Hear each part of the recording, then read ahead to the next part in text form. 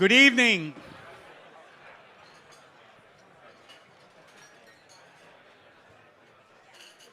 Hope everybody had a great dinner. Now for something different. A conversation with one of my favorite authors, Sam Harris. Now I have to tell you, I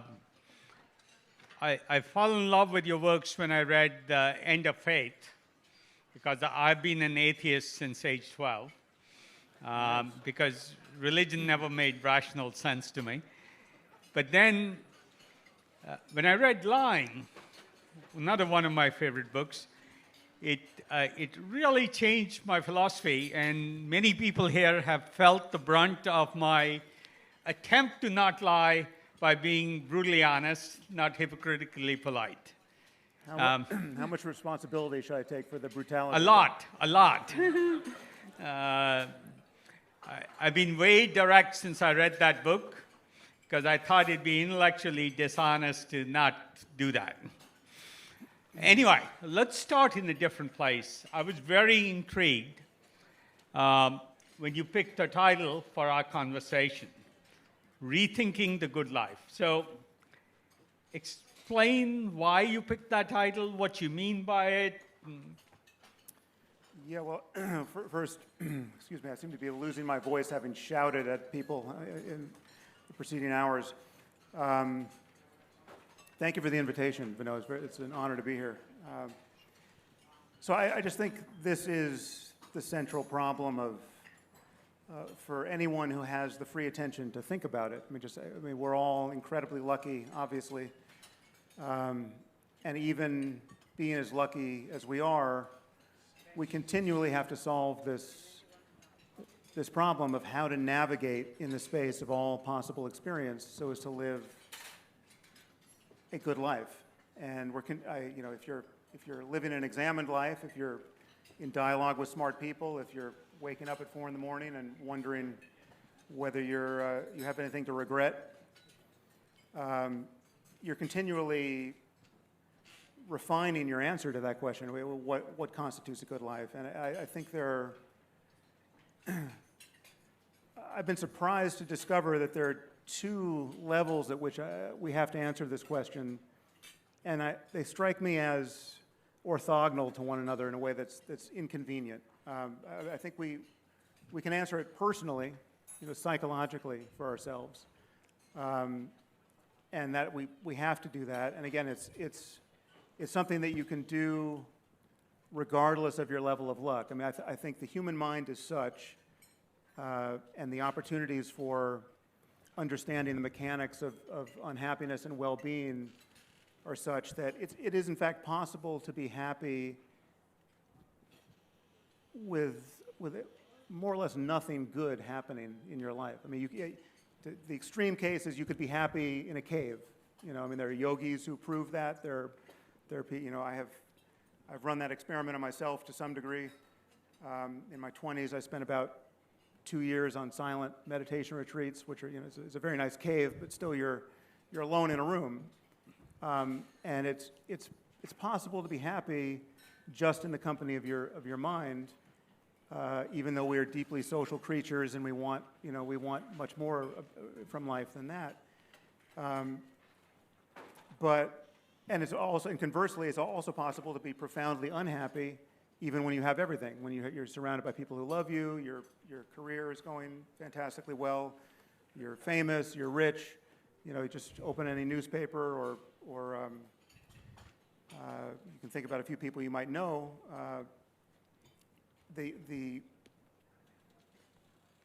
There's no guarantee that you're going to be happy with all the luck in the world, and so. But the two levels at which I think we have to solve this problem for ourselves is, one, the personal, the psychological, the ethical. I mean, what is within your reach as a person to affect moment to moment. But then there's the societal level, there's the systems level, there's how do you design an economy that incentivizes normal people, normal self-conflicted, unenlightened people to be better and better rather than worse and worse. And what I see more and more is that we are all living within systems where occasionally you basically have to be a saint to function as just a normal, decent person, given the nature of the incentives. And perfectly normal people psychologically wind up effectively behaving like psychopaths, given the incentives. So I worry a lot about the system level and how it fails to actually track the personal, and I think we have to solve on both levels. So, another phrase you've used, and I happen to have lost my glasses, so I can't read my notes, but that's okay. You've lost your glasses, I've lost my voice. We're We'll do well. Yeah. You also use the phrase living the examined life. The examined Yeah. life. Yeah. So, No one wants you to improvise.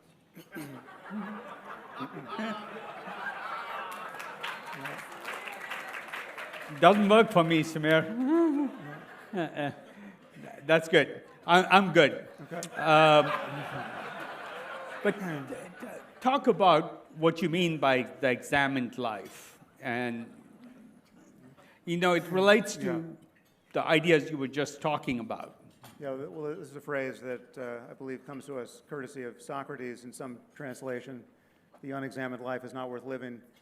I don't know if I would go that far, but it's certainly less interesting. And what I mean by it is there's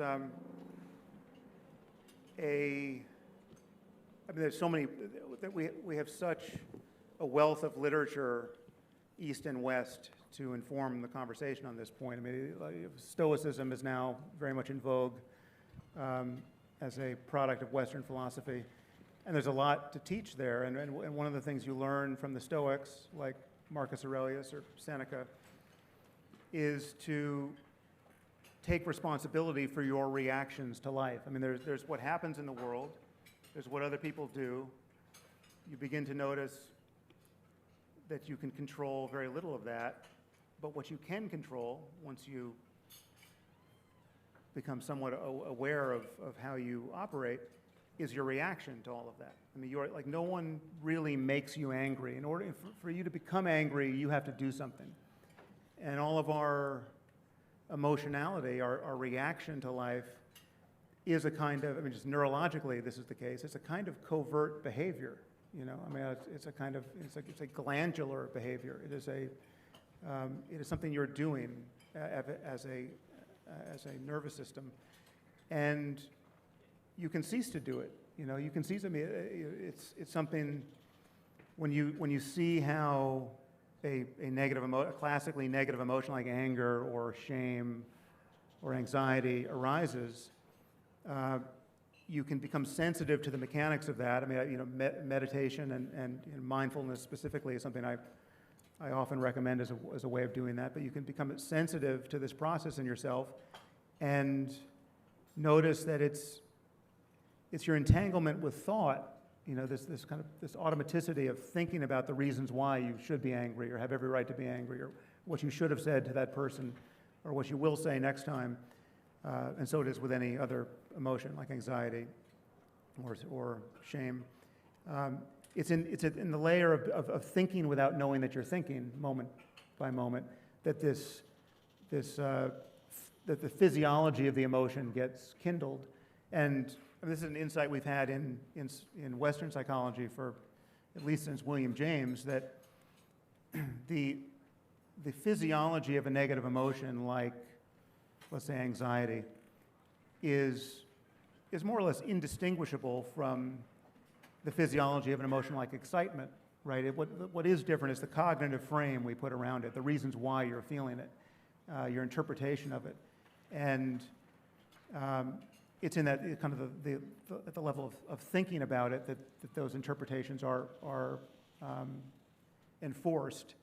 And as you become sensitive to this, if anxiety is a problem for you, and you become sensitive to the fact that it's actually quite similar to the way you feel before you get on a roller coaster, and you paid to do that, right? You wanted to do that, and once you can break the spell of just thinking about the reasons why you're anxious, or this thing that's coming up in the future, you can relax in the presence of the physiology in a way that just it actually releases it. So you can take ownership of your reactivity in ways that are quite surprising, and ultimately it becomes a kind of superpower in that you can just decide how long you want to stay anxious or angry or impatient or filled with regret or disappointment or whatever. You can. It's not that I'm not suggesting that anyone should be completely without these emotions. Because for me, these are salience cues, right? Something has happened in the world that requires your attention or seems to require your attention. And but it's almost never the case that solving that problem is best done in the grip of that negative emotion. I mean, so even if your anger is warranted because something outrageous has just happened, anger is rarely the state you want to be in to then mitigate this emergency, right? And so, so I mean, living an examined life is, I mean, there are many aspects of that, but, mindfulness, moral philosophy, understanding, what has been replicated in, the few things that have been replicated in psychology that can be used. I mean, it's all very useful. And I do want to come back to some of these ideas, especially since you've talked about meditation and brain rewiring and things like that. We'll come back to that. But I want to go to another place, probably the most surprising thing to me was reading about how morality can be based on science and rational thinking. Maybe talk about that, because one's subjective facts and the other is much more factual stuff. So how do you derive morality? Because if you're going to live the good life, in some sense, morals matter. And whenever I hear of things like a bioethicist, I always ask the question, so whose ethics are you using? And I've never gotten a good answer from any bioethicist on whose ethics are they using. But science and reason as derived from morality, talk about that. Yeah, well, I should preface this by saying this is a very controversial opinion. I think. No, that's why I bring it up. I don't think it should be, but it is, and it's. I think courtesy of Hume, we have drawn the lesson in Western philosophy and science that facts and values are two different classes of thing, and there's no way to get from one to the other. I mean, Hume famously wrote in a very short section of his book that was, didn't go into much detail. He wrote that you can't derive an ought from an is, right? You can't derive a statement of what you should do from a statement of the way things are, a statement about facts. The way I would come at this is I think that the concept of should, the linking of morality and questions of right and wrong and good and evil to questions about should and ought is a language game I don't think we have to play, right? So I think if you just leave that aside, and even just leave talk of morality aside, let's say we haven't invented the concept of morality yet. But we find ourselves in a universe which, as I said, it offers a wide range of experiences. And we have this navigation problem.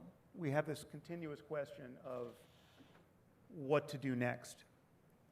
And morality is largely a story of what to do next in social space, in particular. I mean, if you're alone, if you're in a moral solitude, if you're alone on a desert island, your behavior doesn't have any implication for anyone else. So the morality and ethics tend to drop away, but there's still this question of your own well-being, right? So there's still a navigation problem. There's a range of experience on offer. We know we don't see the totality of this range. It can, the horizons of the good and the bad exceed our view, but we know within the purview of human life, as we have experienced it, things can get quite awful, both personally and collectively, and they can get quite beautiful. So there are they're experiences of just pointless misery, where there's no silver lining and everybody dies too soon and nothing good comes of it. And then there are experiences of just enormous beauty and joy and creativity and ethical reward. So we have the space. Forget about concepts of should and ought and moral obligation and forget all the moral philosophy you may have learned. We still have this navigation problem. We know that experience can get. We know that there's a way to move from the worst possible misery for everyone to better states of being. And I think on my account, the only thing you have to accept is that if the concept of bad means anything, or if you want to use should, if we should do anything, the worst possible misery for everyone is bad, and we should avoid it, right? And what I would argue, and again, I don't want to belabor this too much, but there's a fair amount to say here. I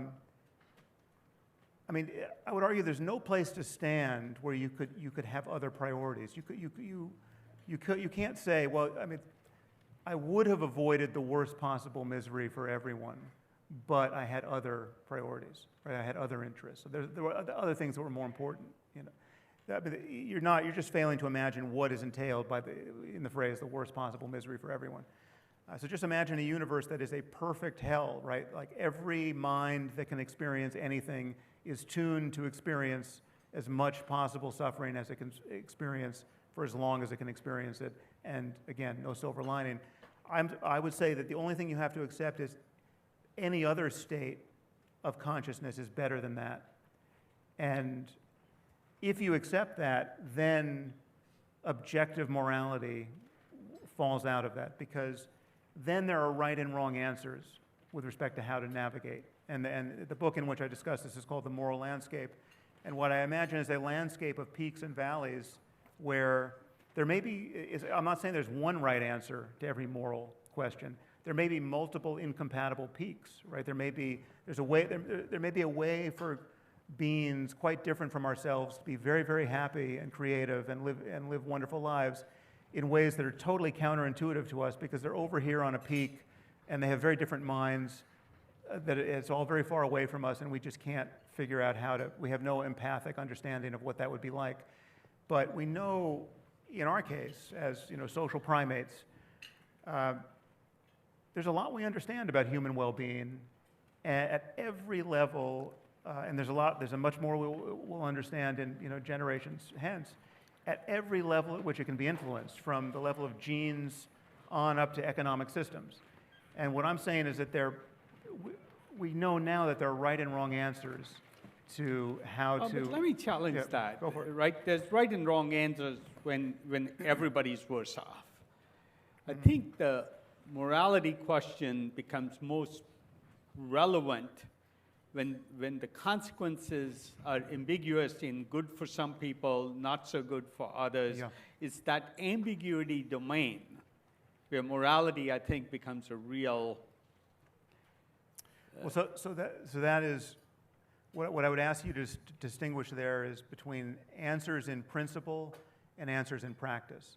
There are many, many questions, scientific questions, empirical questions, where there are obviously answers in principle, and it's just as obvious that there are no answers in practice, right? And that can be very, in the moral domain, I would agree, it's very frustrating. We're constantly faced with trade-offs, and it's very hard to do the math. We can't even imagine how we would do the math. How do you compare the harm of, a dozen broken legs to the harm of how many broken fingers equals a dozen broken legs? Is that math possible? Who knows? But it seems impossible, and yet that doesn't mean there aren't answers in principle. And so I would just ask you to think of this example, that there's some number. If I asked you how many birds are in flight over the surface of the earth at this moment, that has an answer.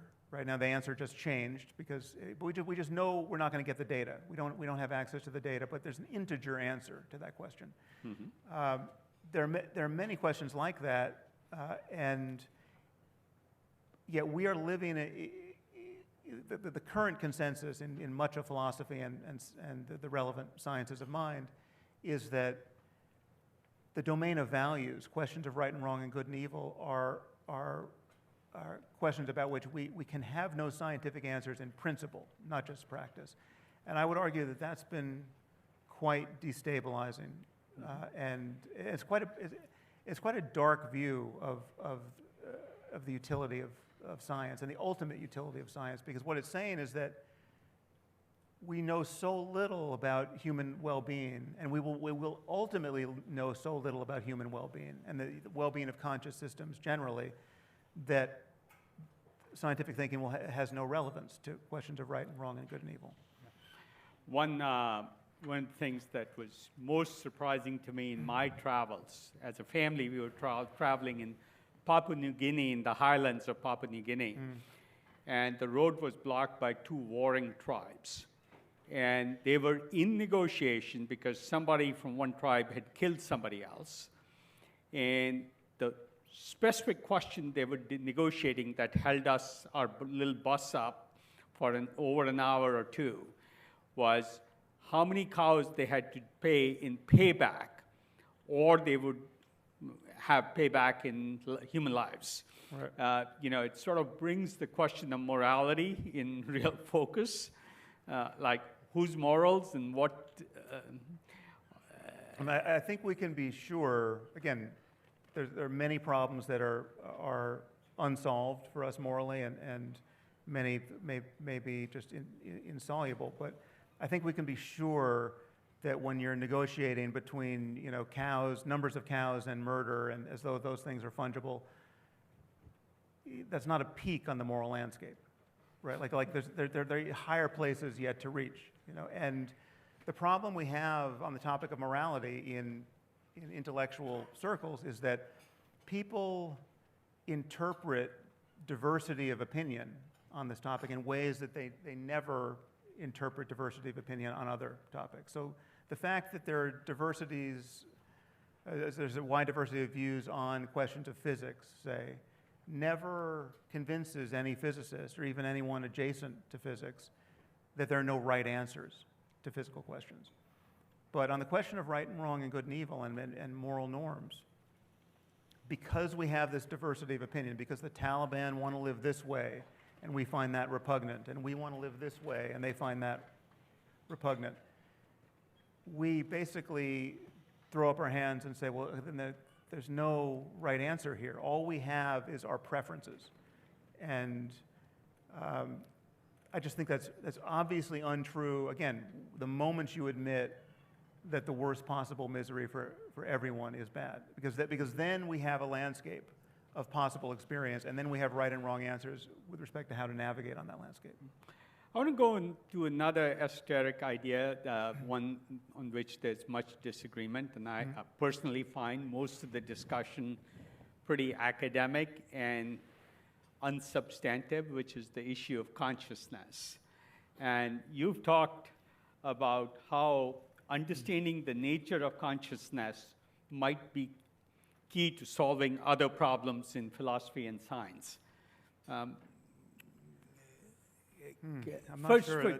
That almost sounds like what ChatGPT said of what I said about consciousness. Not to denigrate anyone on your staff, but no. There is a whole debate in your recent book on Making Sense, which is a series of podcasts that are enlightening you. Talk a whole lot about consciousness. Yeah, no, I mean, I think consciousness is the most interesting and consequential thing in the universe, and I think it's it's the one thing about which we can be certain, contrary to what is often said in scientific and philosophical circles. Consciousness is the one thing that simply can't be an illusion, right? Because any illusion is itself an elaboration of consciousness. I mean, so even if we're completely confused about our situation, even if we are, in the Matrix. We're running as a simulation on some alien supercomputer, and nothing is as it seems, right? Like all of our physics is wrong. We're not in touch with the base layer of reality. We're completely psychotic, effectively. Still, there's this seeming. Something seems to be happening, right? And it's that seeming that fully demonstrates the reality of consciousness. Consciousness, as most people would define it, again, it's hard to define it without it being a circular definition, but consciousness is the fact that it is like something to be what you are in this moment. Again, however confused you might be, this might be a dream, it's presupposing nothing except that something seems to be happening. And it's that seeming that is fundamentally mysterious, because the only evidence of consciousness in the universe is consciousness, is the fact that it is like something to be what you are. Because if you look at a human brain, there's absolutely no sign that the 20 watts of information processing being executed in that porridge is the basis of conscious life, apart from the fact that we know it is in our own case, right? I mean, we are importing consciousness into the conversation by virtue of having first-person access to it. Now, I'm not, we may in fact one day come to understand how consciousness arises out of the physics of things.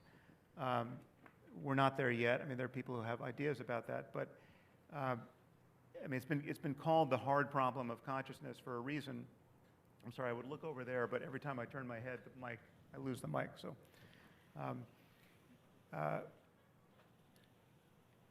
it's called this courtesy of David Chalmers, we have this phrase, the hard problem of consciousness, because it seems that whatever the right answer is for how consciousness arises, let's just say we knew that a certain pattern of information processing in, a minimum of 10,000 units was the requisite substrate for the emergence of consciousness. I mean, you have 9,999 units, and there's nothing that it's like to be that thing, but you add one more and the lights come on. If that is in fact the case, that sounds like the mere statement of a miracle, right? Like that doesn't become an explanation of the sort that we're used to in science, where our intuitions run through, where we get a proper reduction, where the micro level events make sense of the macro level emergent properties. And so it's a hard problem, but it is what makes anything matter, right? Like it is. I mean, to talk about morality without consciousness is to talk about a pure fiction or anything else. I'd love to over dinner debate consciousness with you, because I think it's way overcomplicated a problem. It's overcomplicated. Personally, I think it's very similar to the analogy around large language models, like how does it seem to know things you didn't teach it. But so you think it emerges, it comes along? I think does it come either along for the ride with intelligence? So a certain level of intelligence would be my conscious? view is all the possible theses of consciousness have to be assigned a probability of being right. There's a higher probability of X thesis versus Y thesis versus Z thesis. And emergent behavior is probably the most likely thesis. But I don't want to go into the rat hole of discussing that, because the hard problem seems like not so hard to me. There's a higher probability, it's quantum computing in the brain, because we know biology does quantum computing in various ways. And have you been talking to Roger Penrose? Is that I'm more talking from the science of quantum biology, right, which intrigues me a lot. And I could go into some level of depth on some of the quantum biology things that say it's likely or more likely than other definitions of consciousness. But I do want to go to a more practical side. You're a huge advocate of meditation, and how does your views of consciousness inform your views on meditation, brain rewiring? Talk about that, because and I know we are moving on in time, and I want to keep it short. Well, I mean, so just if you take a moment, you can notice that there's not that many things to notice about experience in this moment to notice everything, right? I mean, you have these 5 sensory channels. You see and hear and smell and taste and touch. And you have this 6th channel we might call the mind and its contents, right? So you have thoughts and mental objects, emotions. You might have a background mood, right? But there's not 1,000 channels in which to notice things. There's arguably 6, if we're fairly elastic with what we're calling the mind and its objects. And everything about yourself and your experience of the world is being delivered into that space.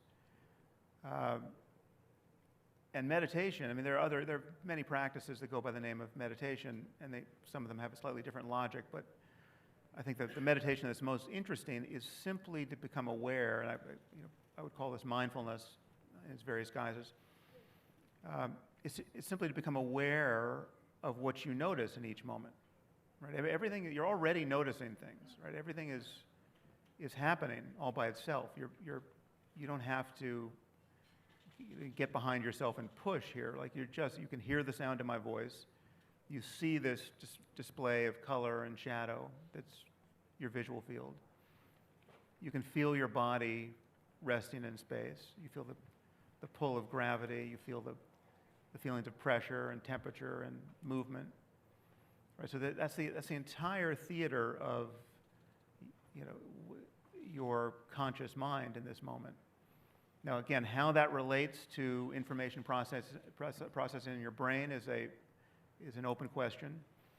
It does seem that your brain is doing a lot of things that are not associated with this theater of experience, right? That much of what you're experiencing now is being delivered into consciousness by events that are mental events that you can't inspect, right? So for instance, I'm making these small mouth noises, and you are, insofar as I'm making any kind of sense, you are effortlessly decoding these sounds into words, right? And you can't actually not do that. And you can't inspect how you're doing that, right? You can't cease to do it.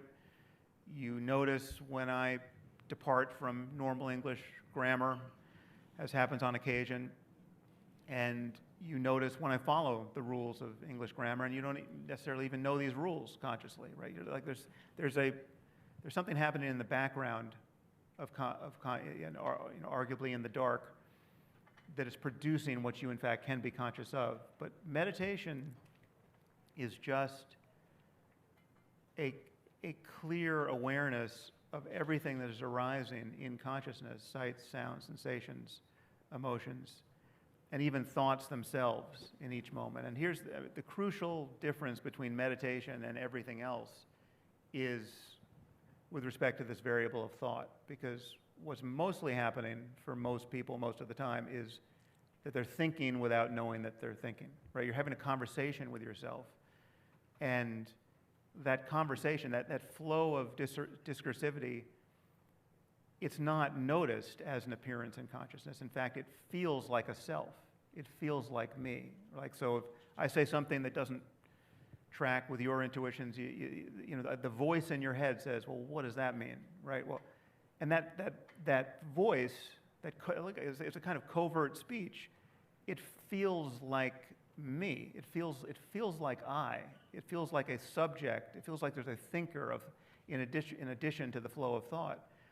And meditation is a way of inspecting that closely enough so that you discover that that's not the case, right? I mean, the default sense that everyone starts with is it feels like there's a subject in the head, right? People don't feel identical to their bodies. They feel like they have bodies. They feel like they're passengers of a sort inside their bodies, even if you know conceptually that you're identical to your body and your nervous system. Subjectively, as a point of view in each moment, most people feel like subjects interior to the body and somehow appropriating the body as though it were a kind of possession. And the world is out there. And so there's this kind of threefold representation neurologically. We represent a world to ourselves, we represent a body in the world, and we represent a subject interior to the body, a thinker of thoughts, an experiencer of experience.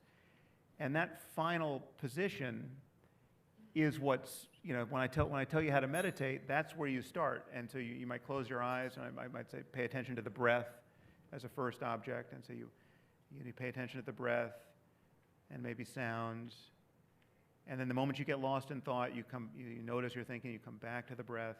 But it still feels like there's a subject that's aiming the light of consciousness onto the breath and strategically, and then gets captured by thought and then comes back.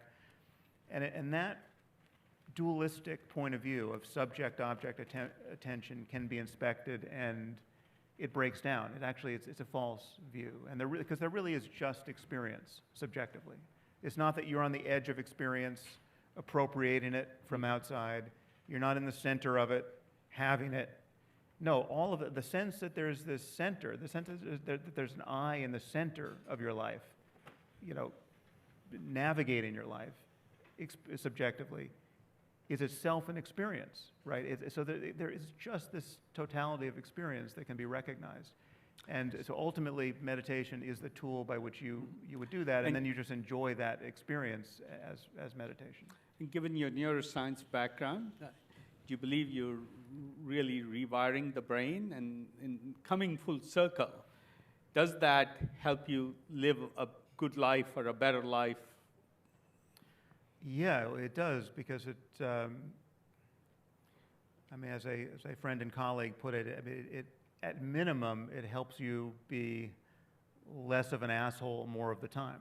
Right? I mean, you can decide how long you want to be angry for, because a moment ago you got angry, and you got angry because, again, a thought arose uninspected, and you were borne away by it and by all its implications, right? Like it's very much, our relationship to thought is, neurologically speaking and psychologically speaking, quite similar to our relationship to dreams when we're asleep. Leaving aside lucid dreaming, which is its own interesting phenomenon.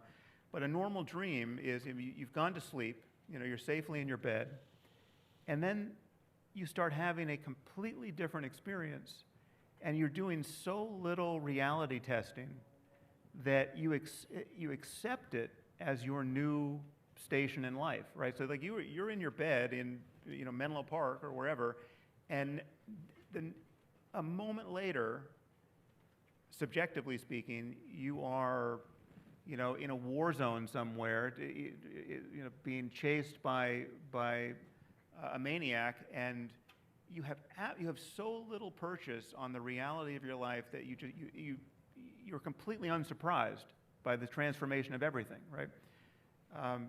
And I would say that the most surprising thing about dreams is how unsurprising we find them when we're experiencing them. I mean, we just are not reality testing. So we are effectively psychotic when we're dreaming. Again, leaving aside lucid dreaming.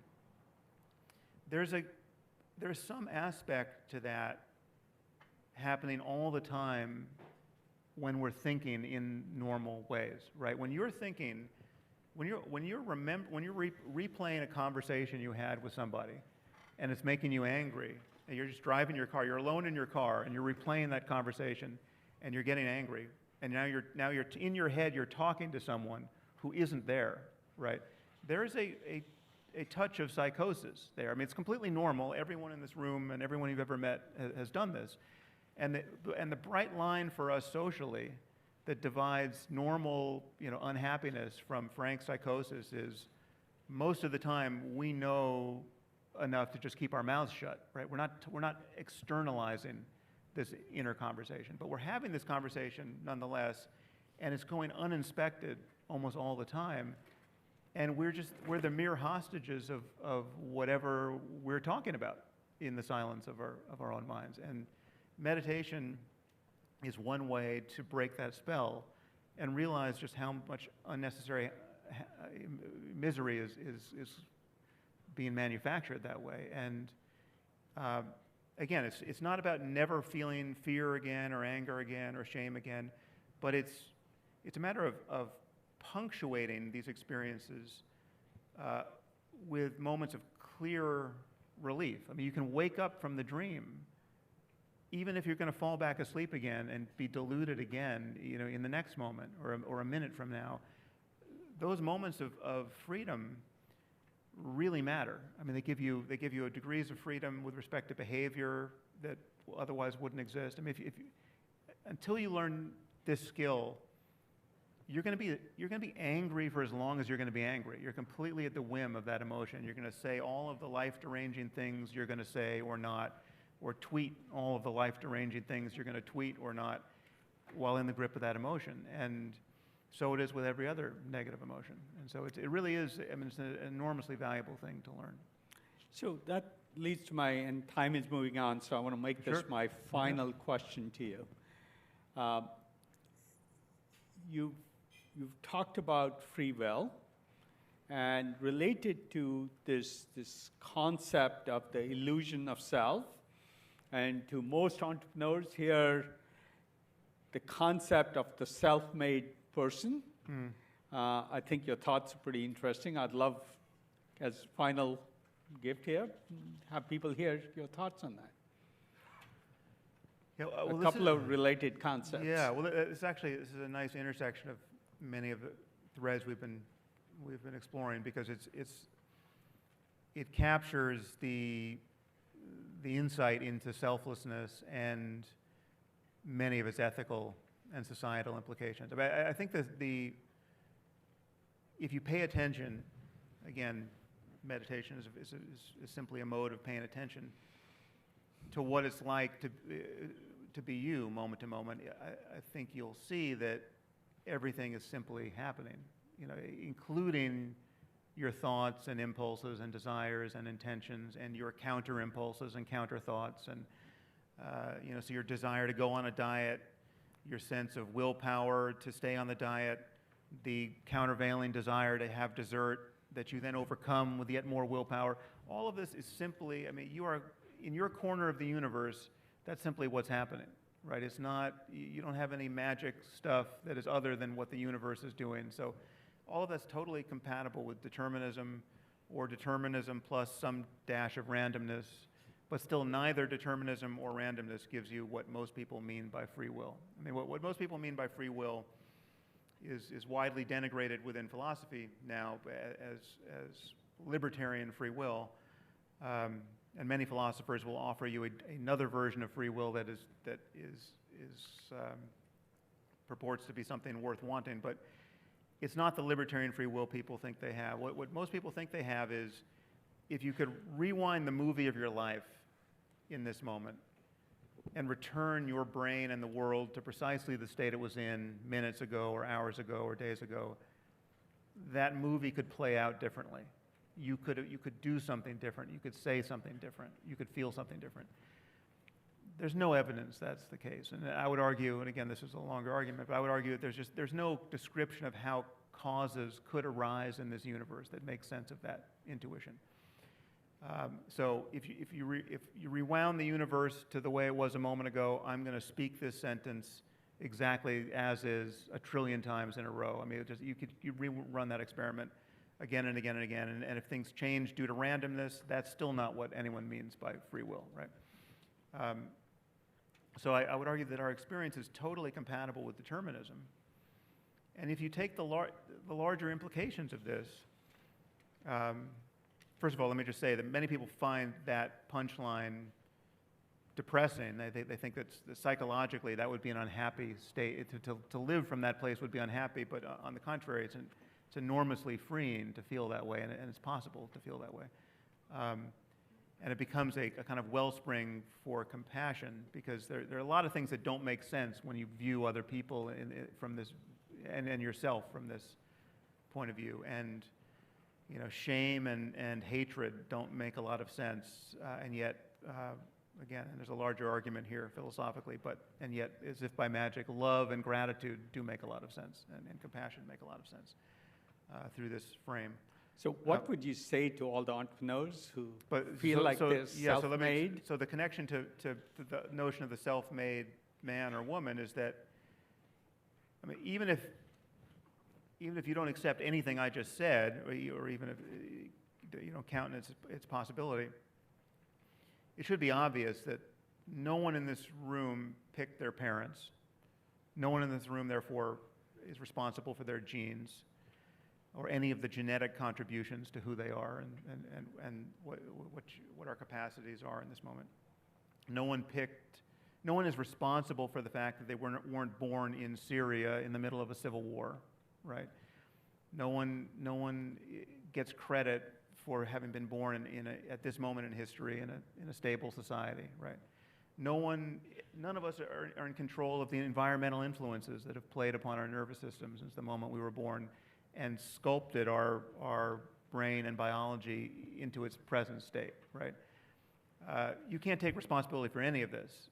And all of this, all genetic, environmental, I mean, even if you believe in an immortal soul that is somehow integrated with this clockwork, you didn't pick your soul, right? You're not responsible for the fact that you don't have the soul of a psychopath, right? So what this should indicate to you is a vast lottery that we have all been born into where luck is everything, right? And what you do with that luck is yet more luck, right? The fact that you're intelligent enough to make use of your good luck is luck.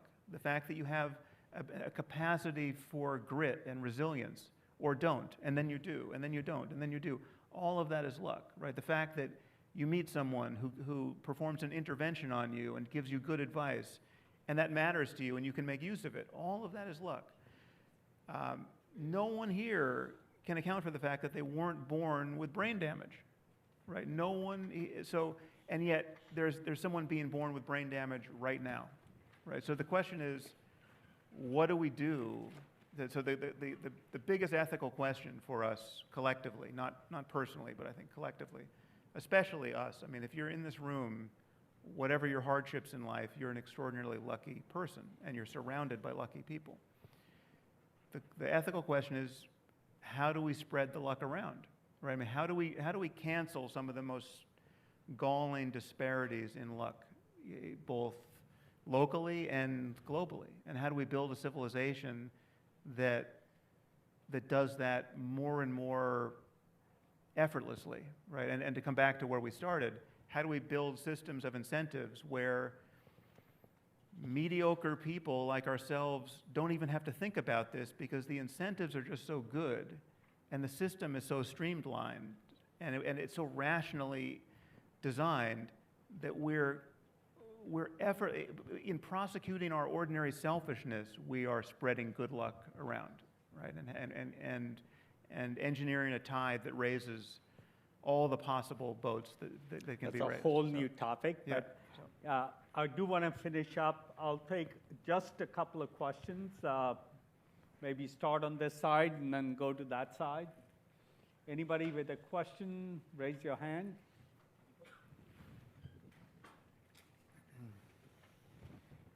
Yes.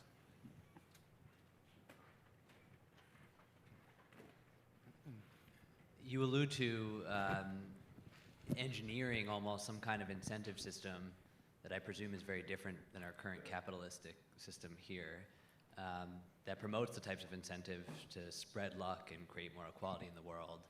Are there examples of that or ideas of that in philosophy or literature that you appreciate?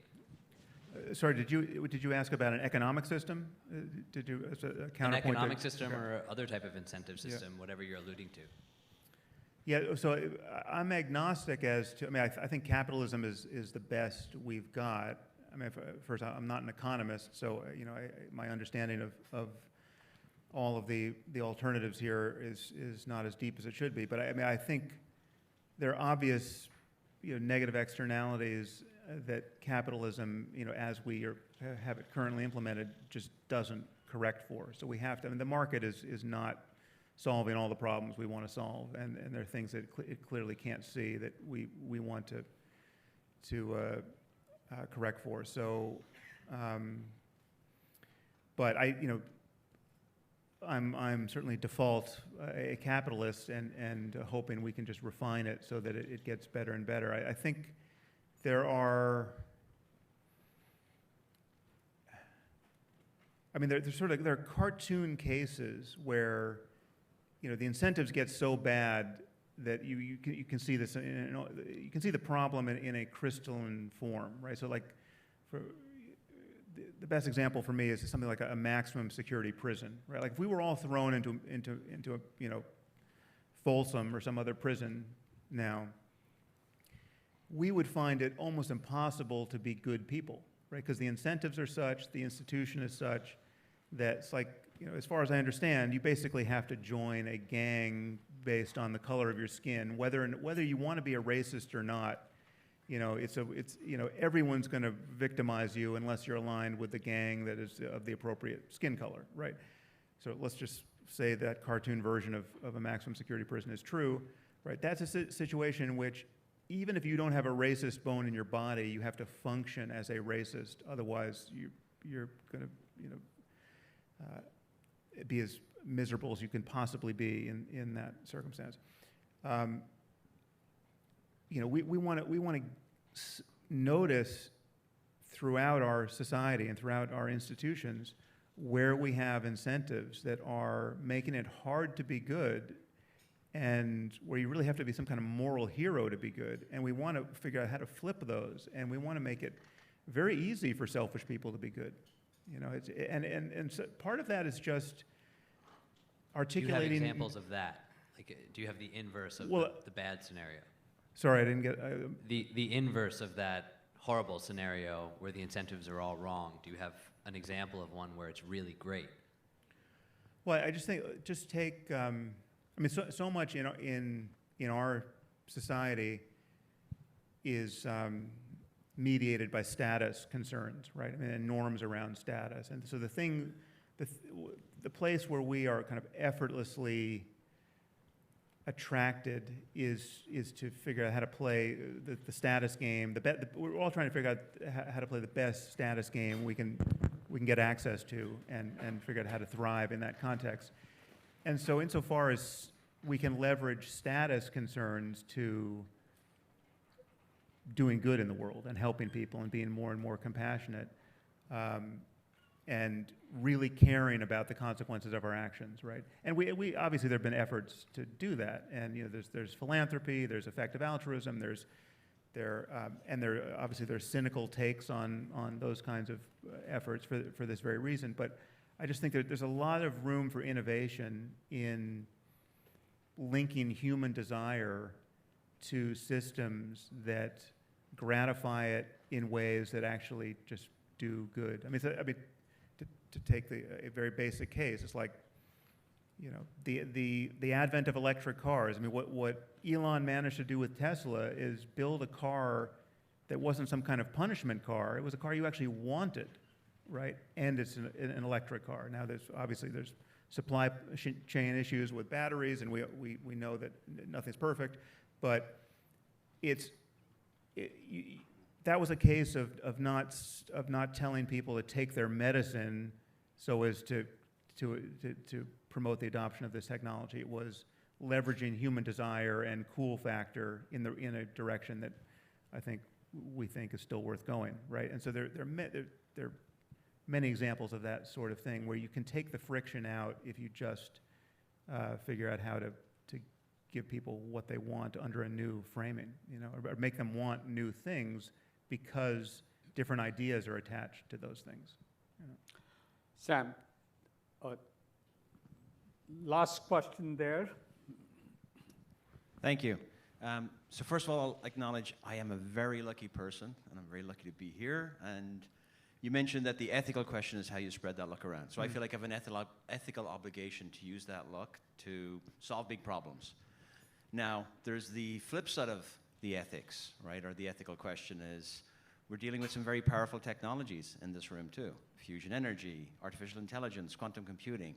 So what's the ethical question on those from your perspective? And is there an ethical obligation from your belief system?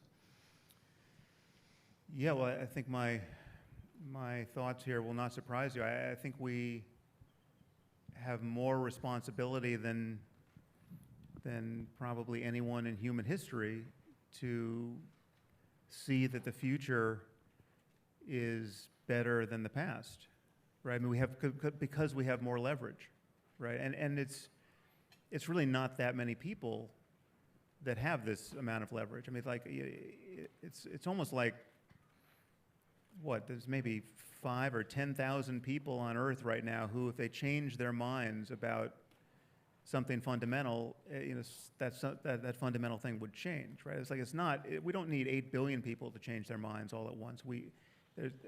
We're standing very close to the lever of this thing that can really determine whether the career of our species is much less viable, much less beautiful, right? I mean, the possibility is, and I think this is probably true, is that for virtually every time point in human history up until the present, it was just a mere hubris to think that your generation held the fate of the species in its hands, right? And it's I mean, there may be some way to squint your eyes now and feel like, okay, it's hubris even now, but when you look at the technology you're all building, and and you look at the compounding of it, and the pace of change, it seems like this is a very different period in history, and compounding means a lot. I mean, like, we don't have to deflect the angle of auspiciousness all that much to land in a very different place 50 years from now than we otherwise would. And so, yeah, I think we have an immense responsibility to get our heads straight.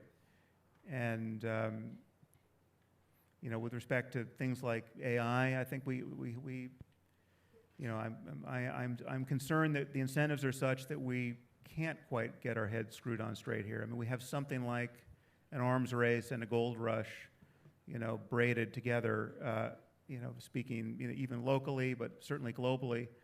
And I think that's probably not a system of incentives that optimizes for solving the alignment problem and perhaps other problems that we really should want to solve before we get into the end zone there. So, yeah, I mean, I mean, this is the,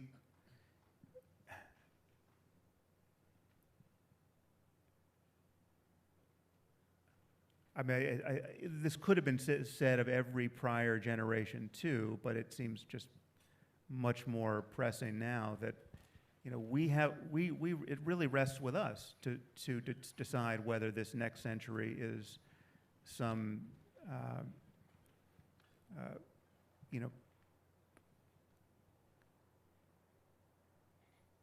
pitches our species into oblivion, or we realize basically the dreams of our species. It's just things are happening that fast. And Sam, I just want to quantify that and then finish. Yeah. I did a simple calculation. Because we have the tools in our hands, basically this kind of a room, and I would say no more than 10,000 people. Mm-hmm. If we change GDP growth for the next 50 years to 2%, the per capita income in the United States would go from $65,000 per capita to about $175,000. If, because of technology, climate transformation, which we need to do, AI and others, we change it to 4% GDP growth for the next 50 years, the per capita income in this country would be $475,000. We can make that larger difference with the choices we make. Thank you, everybody, and thank you very much for coming. Thank you, Vinod. Pleasure.